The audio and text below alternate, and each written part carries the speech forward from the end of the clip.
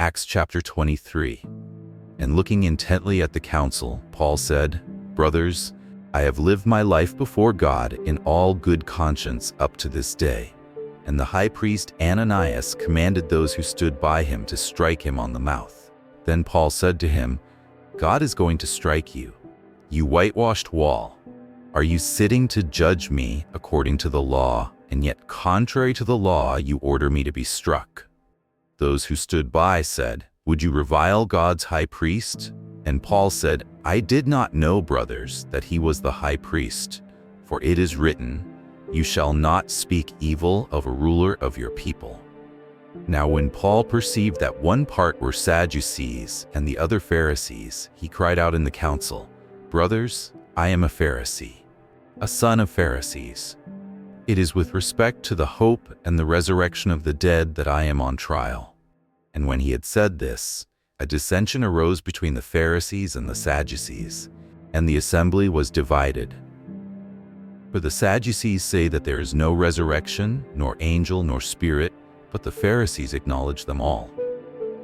Then a great clamor arose, and some of the scribes of the Pharisees' party stood up and contended sharply. "We find nothing wrong in this man. What if a spirit or an angel spoke to him?" And when the dissension became violent, the tribune, afraid that Paul would be torn to pieces by them, commanded the soldiers to go down and take him away from among them by force and bring him into the barracks.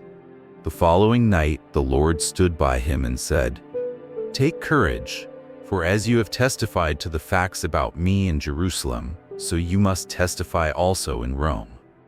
When it was day, the Jews made a plot and bound themselves by an oath neither to eat nor drink till they had killed Paul.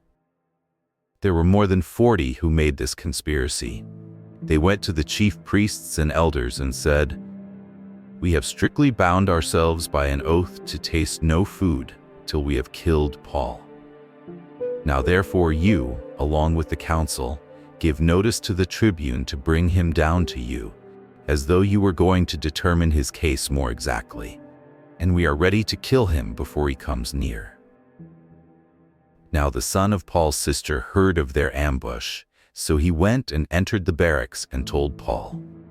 Paul called one of the centurions and said, "Take this young man to the tribune, for he has something to tell him." So he took him and brought him to the tribune and said, "Paul the prisoner called me and asked me to bring this young man to you, as he has something to say to you." The tribune took him by the hand, and going aside asked him privately, "What is it that you have to tell me?" And he said, "The Jews have agreed to ask you to bring Paul down to the council tomorrow, as though they were going to inquire somewhat more closely about him. But do not be persuaded by them, for more than 40 of their men are lying in ambush for him, who have bound themselves by an oath neither to eat nor drink till they have killed him. And now they are ready, waiting for your consent." So the tribune dismissed the young man, charging him, "Tell no one that you have informed me of these things." Then he called 2 of the centurions and said, "Get ready 200 soldiers with 70 horsemen and 200 spearmen to go as far as Caesarea at the 3rd hour of the night. Also provide mounts for Paul to ride and bring him safely to Felix the governor." And he wrote a letter to this effect: "Claudius Lysias, to His Excellency the Governor Felix, greetings.